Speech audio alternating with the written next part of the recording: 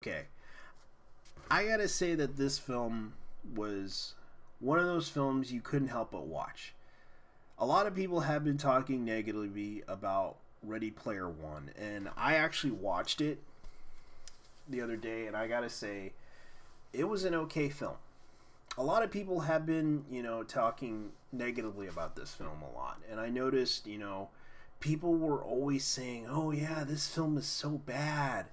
I don't really like it." I'm like, and what is the reason for this? The reason why they say that this film was bad because they didn't like the the the it like most people were saying that it was toxic.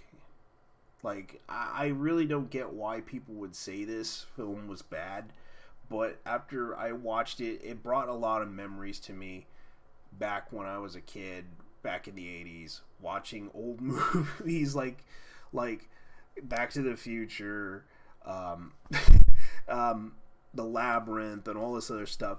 It was sort of interesting, and then they brought up The Shining. It was like, oh god, like old horror films and everything.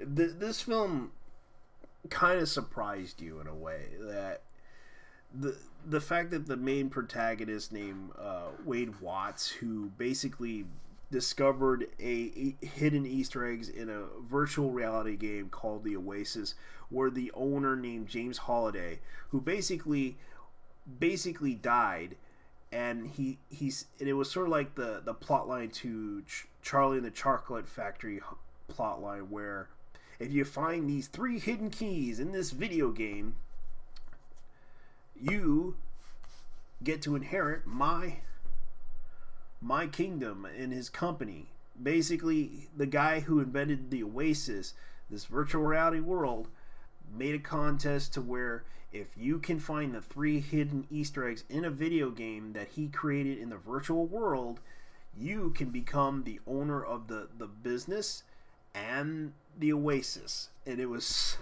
an interesting story where he had to find help from capable allies and his friends, and one of them happened to be a love interest named Artemis, and they both became partners and tried to find the three keys, and it was sort of an interesting story per se, and I thought it was really cool that and this hero's journey of adventure trying to find these three hidden keys and all these like riddles and everything. I thought it was a really cool thing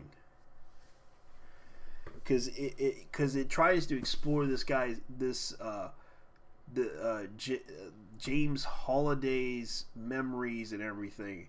It sort of played out pretty well in a way that I really liked because this kid was basically a poor kid who lives in like a trailer park trying to find three keys, and it was kind of like the Charlie the Chocolate Factory plot line, and he was trying to figure out what mistakes that Jeff Holiday did in order to avoid any of the stuff that, and he learned a lot, and he had to go up against this rival corporation called that wanted to but they called IOI basically. That's what they're called, and they tried to. It was like 10101 type of group. They were called IOI, and they were like a rival, business, that a rival corporation that also wanted the three keys, that wanted to take over the world, wanted to dominate the world by enslaving everyone into their company by because they had these little worker things like enslaving people through capitalism and all this other shit. Like, no joke, they did that,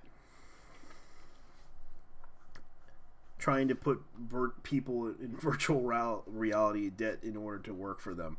It was sort of an interesting story, though.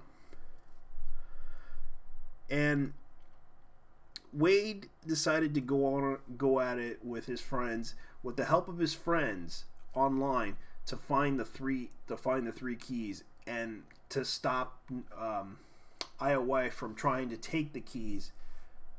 And of course, you know, it was the plot. Spoiler: IOI tried to kill his family, and he had to go.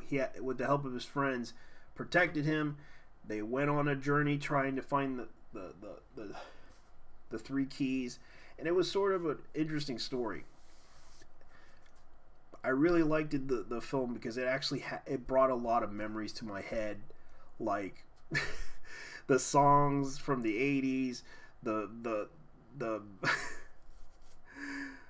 the DeLorean, you know, like from Back to the Future. It was nostalgia. The monster trucks, like there was a lot of references from, especially the avatars.